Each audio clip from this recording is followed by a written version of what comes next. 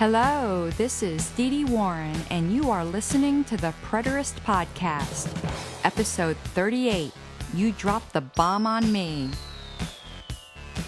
Woo!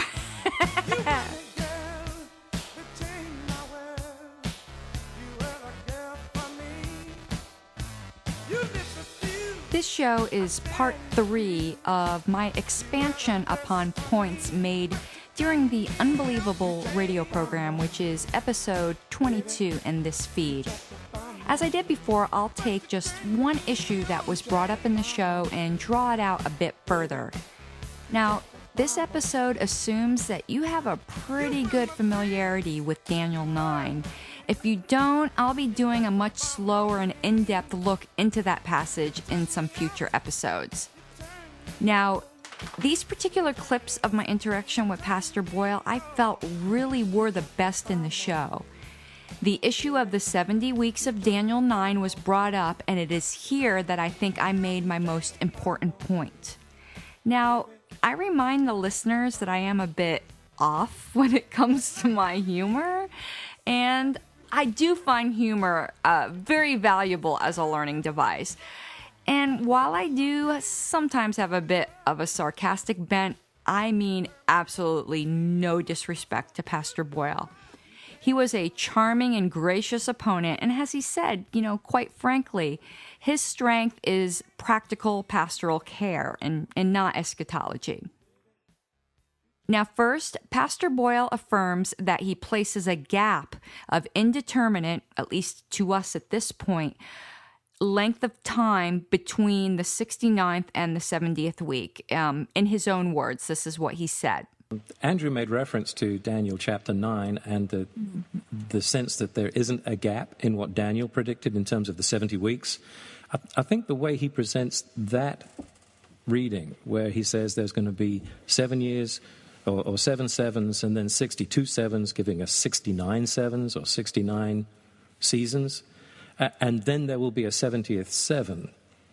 I think you can justify putting a gap there. So later, I ask him exactly when this gap starts. Now, please listen carefully because the implications are enormous. Pastor Terry, when did the 69th week end? The 69th week would have ended when Christ basically renounced the leaders of Israel and said, this is a sin that won't be forgiven. And he turned his back on them and then started preaching in parables in order to hide the truth from them and to reveal it to those who would follow him. Okay. So from that point until the future beginning of the 70th week, we're in the gap of the church age. Yes, that's my consideration of it, yeah. So do you realize that you're placing the cross of Christ in the gap? Crap. Well, the cross of Christ is in the gap of all of history, from when it broke in Genesis 3 all the way up to when he makes it right again in Revelation 21. Of course it's in there. Okay. It's in the midst of history. He came at the appointed time, at the time that was right for him to come. Now, I really don't think he had to come at some time, and then he had to die at some time. Can you repeat the part of this stuff where you said all about the things? Oh, of course. I mean, there's nobody would dispute that. That's like saying wherever you go, there you are. I with all due respect, I really don't think you're considering the force of my argument. That view of the 70 weeks says that everything that happens between the end of the 69th week and the end of the beginning of the 70th week doesn't have anything to do with Israel. It's God dealing with the church. But the cross is there. The Jews need the cross just as much as the Gentiles do.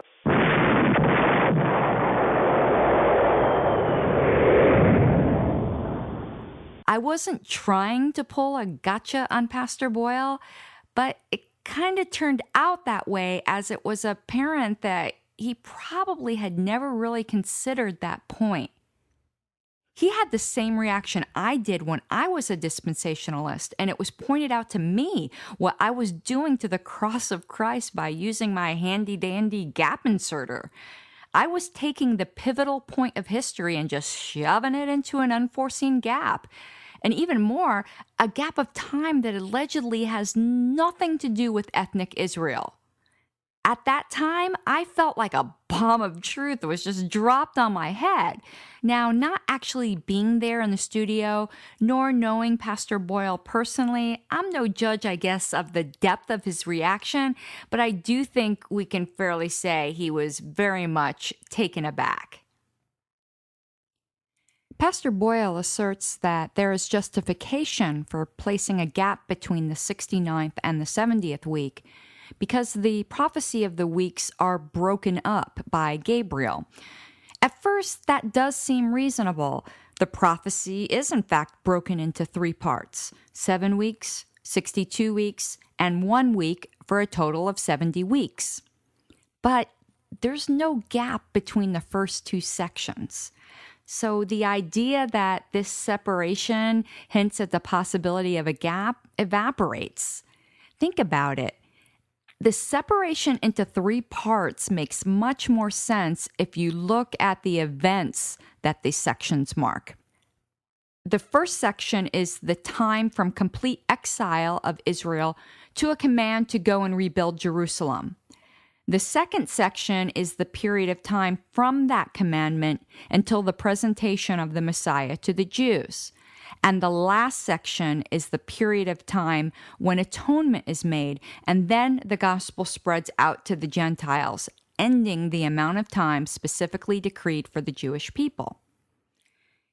Also, remember that the breaking up of a contiguous block of time into parts is a very common poetical device.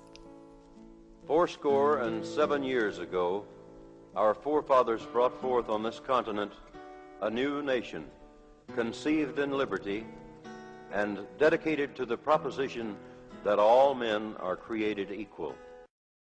How much sense could we make out of Lincoln's words if we separated the 80 years from the 7, making it a period of 2,000 years and counting? I don't think so. In another episode, we will examine closer the triumvirate of dispensational gaps. But for now, suffice it to say that dispensationalists tend to stop the prophetic clock when things aren't going their way. Is that fair to the scripture?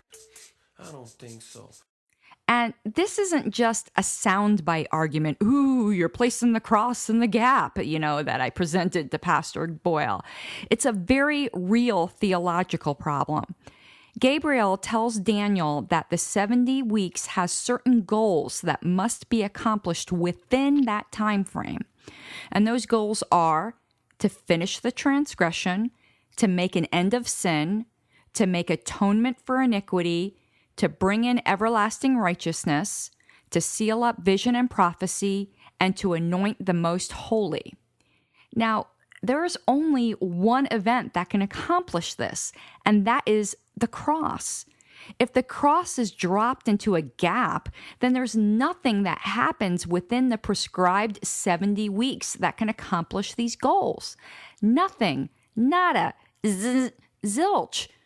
Remember that in most dispensational schemes, the gap period is the church age, where Israel is put aside temporarily and God is just dealing with the church. This gap period has nothing to do with Israel, which then leaves us in Israel bereft of the atonement. I have spoken with some dispensationalists who try to avoid this by stating that the cross is the ending point of the 69th week, or in some other way placing the cross within the 69th week. Now, there are several large problems with that, but here's the most fatal. Verse 24 states that after the 69 weeks, the Messiah will be cut off. There are only 2 options for after for the dispensationalist. It either happens in the 70th week, and thus the 70th week is not postponed until after some gap, or it happens in the gap. There are no other choices. Put a fork in it, it's done. Now, this was intentionally a short episode. More in-depth shows on the subject are in the works. And until next time, have a great day.